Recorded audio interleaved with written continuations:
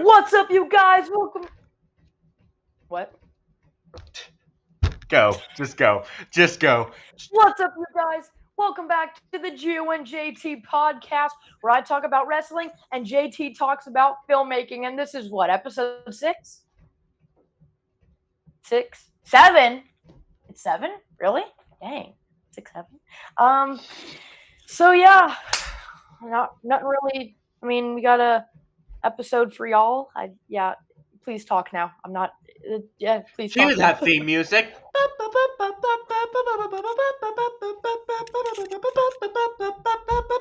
Gio, Gio, JT Podcast. Under 30 minutes. Hello, ladies and gentlemen. How are you doing today? As always, this podcast is under 30 minutes, as said in the theme song. So yeah, Gio talks about wrestling. I talk about film. Yeah, and we just have a good old time about it. Let me set some timers up. Gio, are you ready for your? I'm locked, dude. All right, I'm go. ready. All right, so we saw on the hold up, I got something in my eye. Sorry. Okay, so we saw on the March 16th, 2026 episode of Raw. What's up? Okay, you want me to keep going or no? Okay. So we saw Brock Lesnar attack Seth Rollins' masked men and scare some of them off before entering the ring and beating up a lot of them. Then, as he was about to attack Rollins, Obafemi came in the ring and hit Brock Lesnar with a fall of grace, and then just stands over Brock Lesnar, showing him that the ruler is stronger than the beast. During El Grande Americano and the original El Grande Americano's tag team match, while the ref was distracted, Bravo put a metal plate under El Grande's mask, and then the OG El Grande, that's not a tag team match. Sorry, y'all, I'm thinking of a different match. But Bravo put a metal plate. He put the metal plate in El Grande Americano's mask, and the original El Grande Americano went for a diving headbutt. You can assume what happened. And so El Grande Americano, not the original one, got the pin. We saw AJ Lee tap out the number one contender Bayley to retain her Women's Intercontinental Championship. And then Becky Lynch, Seth Rollins' husband, attacked AJ Lee afterwards. We saw Penta versus Dragon Lee. Penta hit a Mexican destroyer off the ropes on Dragon Lee to retain the men's Intercontinental Championship. Then we saw CM Punk and Roman Reigns go at it. CM Punk said he was going to split Roman Reigns' ego in two at WrestleMania, and Roman Reigns replies by saying, Punk is good on the mic, but not better at wrestling than him. And after Reigns called CM Punk old, Punk assaulted him only for security to come out to stop him. Dang. On the March 17th, 2026 episode of NXT, we saw Sol Ruka hit a Soul Snatcher on JC Jane. What's a Soul Snatcher? Does he like have a little box, and does he like Pandora? Not Pandora's box. That's the wrong thing. But like, does he like have this like little like cigar or soul box, and he opens it up, and the soul goes out of their mouth like? No. So what she bounces off the ropes. Then it's hard to explain unless you know like what an RKO is. Do you know what an RKO is? Punch. I will talk to you about what an RKO is later, but it's basically Soul Snatcher is where she bounces off the ropes, does a little flip to where she can grab her opponent by the head and then just boom. The thing where you go boom. That? No, just look up WWE Soul Snatcher. Okay. I'll do that later. Anyways, she hit one on JC Jane, almost winning the NXT Women's Championship, but JC Jane's team distracted her, and JC won. Then Ethan Page and Ricky Saints tried to team together to beat Joe Hendry, but Joe fought back only for Tony D'Angelo to spear him and then drop Ricky and Ethan with a choke slam, I believe. And then El Grande Americano and his tag team partners made a surprise appearance on NXT, and they beat the Vanity Project. Then later that night, we saw Keanu Carver interrupt Booker T, saying he has 10 seconds to step out of his ring before he does something. Then Jasper Troy came out for the save and beat up Carver. And then we saw Hank and Tank were about to beat Birthright before Lexus King distracted them, causing Birthright to win. Then, here's what I'm really excited about. The March 20th, 2026 episode of SmackDown. Drew McIntyre attacked Jacob Fatu in the parking lot on top of his car. Then he got in the Dang! building and announced it. Yeah. Then that Dude was he like, announced that you he's know what? going I've to had be enough of causing you chaos, winning. Drops his cup. Let's something like duke it out here. No, Jacob Fatu was like in his car. Then Drew McIntyre broke off the front windshield, dragged him out of his car, and just like slammed his head against the car and just punched him a lot. How are these Yeah. people not getting He said arrested? because it's WWE, man. But he said That's he's not going to an be causing chaos all excuse. night. Then That's not Jacob an excuse. Fatu came out and If I was that strong and I just did it, if I ran out and dragged someone out, I would get arrested. probably. I was. But they broke into another fight later that night Yeah. with Drew McIntyre eventually, or with Drew, and Jacob Fatu eventually jumping on Drew, causing him to fall through the announce table. And then R-Truth and Damian Priest actually beat the MFTs to win the WWE Tag Team Championships, which was surprising. And then Randy Orton said that he will beat Cody Rhodes for the WWE Undisputed Championship at WrestleMania. And he doesn't know what those voices in his head are gonna do, but when they take over, they're definitely What?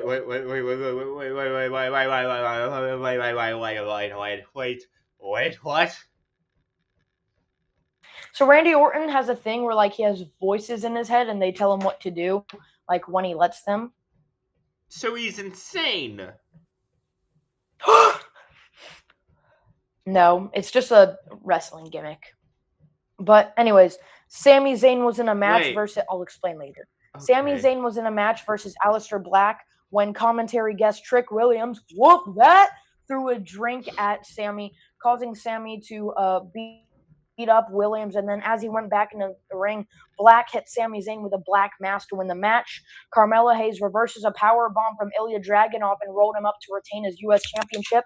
Kit Wilson attacked Jelly Roll after Jelly made insults about Kit's mom and ended with Kit giving Jelly Roll an elbow drop.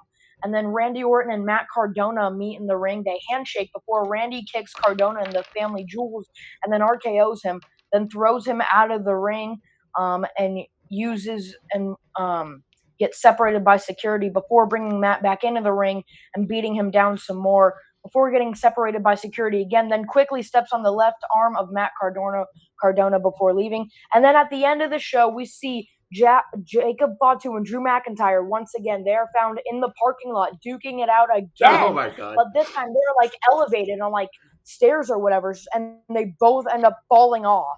Sounds about right. How much time do I have left? Minutes. Minutes? Yes. Okay, got you.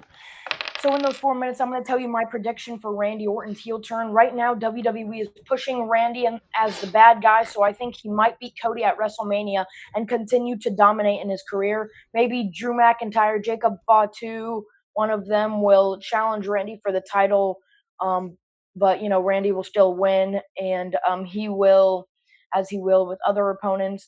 If Randy does win the title at WrestleMania and continues his heel story, I think either 3 people will take the title from him later on to end his heel turn. I think it would either be Sami Zayn, Brock Lesnar, or Cody Rhodes.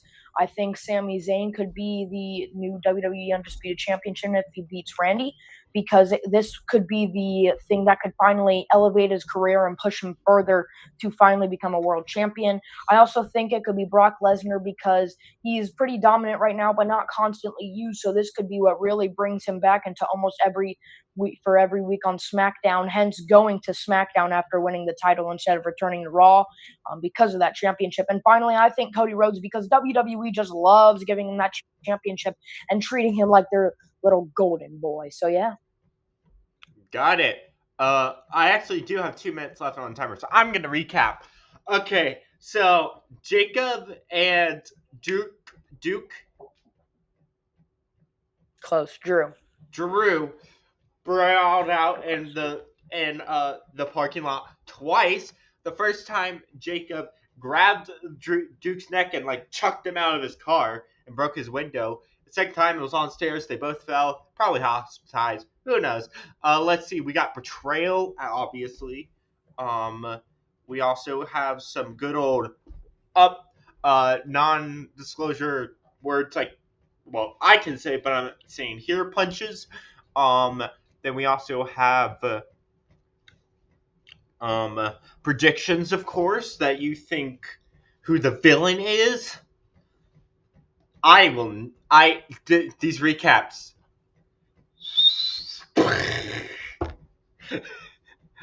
Partly, Yeah. it's because you're saying a bunch of language that I don't understand. I've been getting into F1 recently, so it's like, oh yeah, wrestling. But hey, for all you wrestling fans who somehow watch my channel, please watch these videos. I hope this is a very good time capsule. And dang it, I need to fix my hair.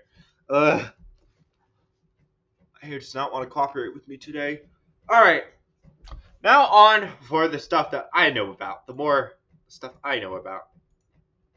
Let's see. Oh, we're doing amazing on time. Okay. Begin, shall we? Oh, wait, hold on. Present. So, ladies and gentlemen, the movie I'm talking about today is The Avengers of Ichabod and Mr. Toad, with Bing Crosby and Basil Rathbone. So, let's get into it. So, The Avengers of Ichabod and Mr. Toad was the final Walt Disney animated feature film in the 1940s. Because it came out in 1944 or 49, and it is where Disney really became right. It was right before they got in their silver, or if you've been watching my Disney anime features review series,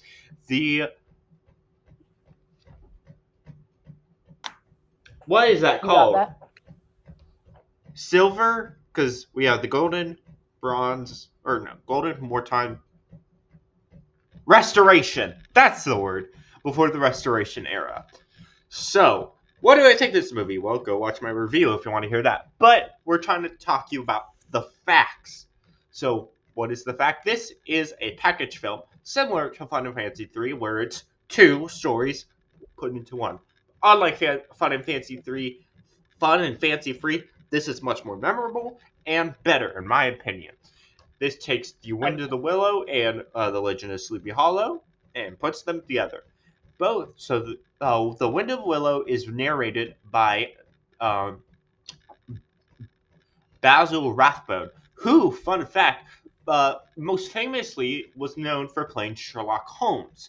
And if you know anything about a certain book called The Basil of Baker Street, I believe that Basil, or the Great Mouse Detective, Basil's the main detective in that. He's named after Basil Rathbone, the main guy who played Sherlock Holmes. And even in The Great Mouse Detective, there's a little voice audio clip of him as Sherlock Holmes. So yeah, Basil Rathbone narrates the Wind of the Willow section, and then you have legendary singer Bing Crosby, who has a beautiful voice narrating The Adventures of Ichabod and Mr. Toad. Now, he was in Melody Time, I believe. I forgot which segment. I think it was the postcard segment.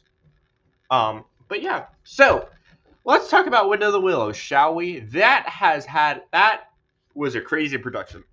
Did you know how I said Bambi took a decade to make? Did I say that?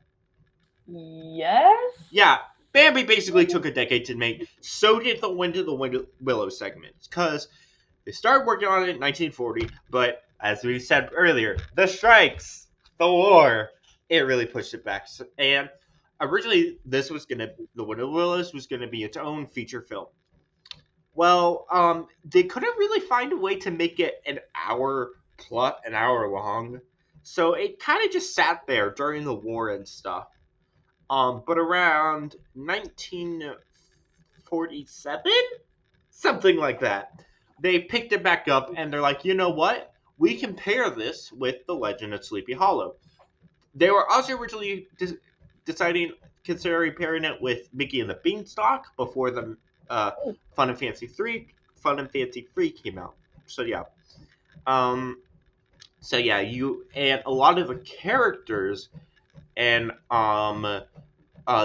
in the Wind of the Willows section come back in Mickey's Christmas Carol, like Oh, Toad okay.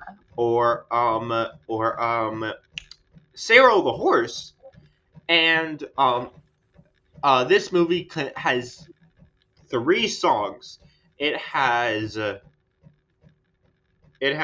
"Way Melly Melly on the way to nowhere in particular." Who's that? Da da da da da da da da da da da da. The introducing to Ichabod song, and then ghosts are bad, but the one who's worse is the headless horseman. He's the worst. Both sing by Bing Crosby. Man, I love listening to Bing Crosby's voice. He's awesome. So, yeah. Um, so, there's this the author of the original Window Willows book, Kenneth Graham, also wrote another Disney animated film, well, Disney film that Disney made an adaptation of, kind of. So I don't know if I talked about this movie or not, but there's a movie called The Reluctant Dragon. And basically, it's a behind-the-scenes tour of the Disney studio in the 1940s of how they made animation. And the last 25 minutes is like the title, Reluctant Dragon. Because like the first hour or something is just live action of them touring around the studio. And the last like 25 minutes is actually the actual short. Okay. So it's really mismarketing because it doesn't market as, oh, it's a tour around the studio. It markets as itself as, oh, it's a Reluctant Dragon. So yeah. But like as I said, oh right. Also, I need to talk about this. The Wind of Willows, by the way, was the only one of the only two things that Disney could work on during the wartime. Because remember, they were making a bunch of like propaganda for the United States of America because Walt was buddies with the president. He had served in World War One, so he respect for the military. He would do with them, but and also was getting money from them, right? Remember? Mhm. So yeah, they would Okay. only allow him to work on two things: the Wind of the Willow. Um, what was the other one? I can't remember the other one. I think it was Peter Pan or Lady the Tramp. It was one of the two. I might talk to you about the Reluctant Dragon afterwards, but yeah. And then after the strike ended, they came back, and then um, the legend. Oh, there are three songs. Katrina. Okay, that is a different song. Anyway, I'm getting a little sidetracked, but the Headless Horseman actually has some of the best animation in the whole movie. You've seen this, right? Yes and no. I watched the. So I thought when I was gonna watch Ichabod and Mr. Toad, thought it was gonna be one story, No. and like those two characters would somehow connect. So I watched the Mr. Toad part, and then I realized it was two different stories. And I got like in the Ichabod part, I got to like the first 5 minutes of it, and I was like, all right, I'm done. No! Finish watching it. Nah. Okay. But yeah, I mean you're trying to read it, aren't you? Yeah. You can go on Wikipedia, man. The stuff is on there. I would never do such a disgusting low life act, such as Wikipedia. Why does everyone hate Wikipedia? That's a whole nother topic. I can't talk about that. I digress. Basically, this movie actually made. If I hold on. Before I say anything, yes, it basically made back its budget. Hold on. Let me double check because it's unknown of these earlier movies what the budget is. But also probably re-releases of this movie have helped it. Budget. But also because this is a package film, it's a little harder to guess because how much money went into the individual parts. But it looks like it was somewhere between It's not known. It's not known. It's really yeah. I mean, yeah. These budget like this made like a 625 million. But by the way, animation is time plus money. This movie was also kind of expensive in some aspects, but also because it was a Makes package sense. film, it was cheaper. It's really hard to talk about money with these films because it's not like there's no credible source. But yeah, so that is the Adventures of Ichabod and Mr. Toad. I love it. I watch it at least once a year. I already did it this year. Go check out my reviews. They're really cool. My Lady and the Tramp video will come I'll out watch tomorrow. it afterwards. Definitely. I also think that this is much better than the Fun and Fancy Free, even though I do have a warm spot for the Mickey and the Beanstalk part. It's less Yeah. weird. I like the whole. I do like the two segments because you get some scariness with the headless horseman, the Ichabod section, and you get some more cartoon shenanigans in the Mr. Toad section. Although, Yeah. fun fact, I can't wait to talk about the Scratchies, which will be from 101 Dalmatian to the Mini Adventures of Winnie the Pooh, because I'll get to talk to you about Zeograph and recycled animation, which I will. And Christopher Robin.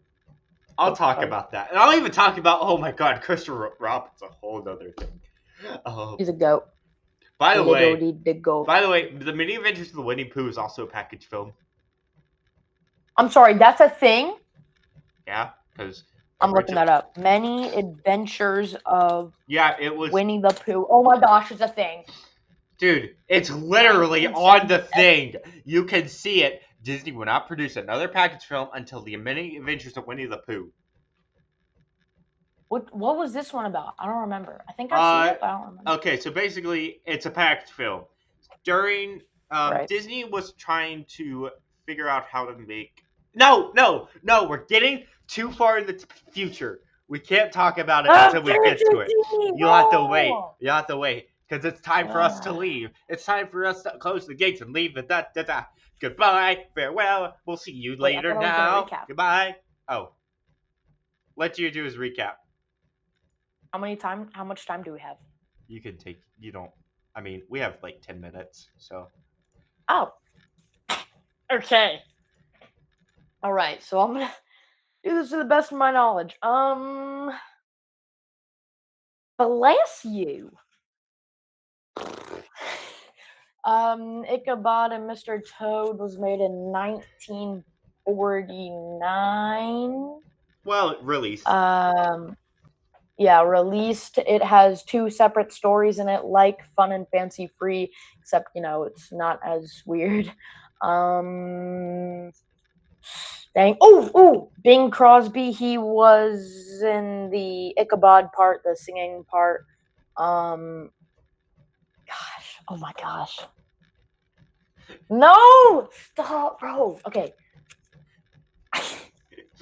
I see how. I'm telling you, bro. Half of the thing you said just went right over my head, bro. Same for me too. You want me to talk to you about this? Okay.